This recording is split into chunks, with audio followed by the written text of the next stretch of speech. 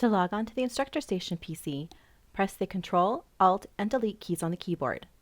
Enter your campus username and password, and then click on the arrow button. It may take a moment for the computer to sign you in. The default setting for the classroom system is to display the PC screen.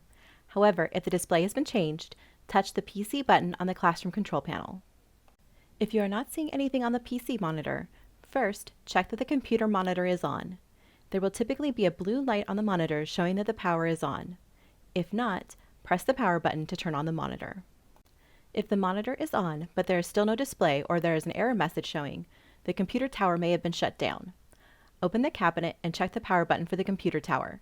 If you do not see a light next to the power button, it means the computer is off. Press the power button to start up the computer. It may take a moment for the computer to start and connect to the monitor.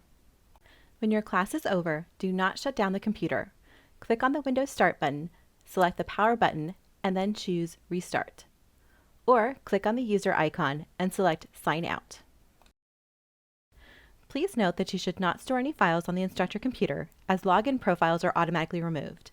However, you can temporarily move files from a flash drive or your CSUF Dropbox for Business account for the duration of your class.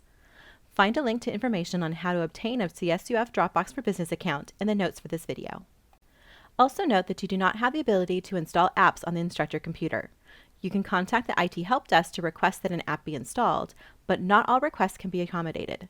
A better solution is to install the app on your laptop and then connect your laptop to the classroom system to display it. View the video on using your laptop with a classroom system for more details.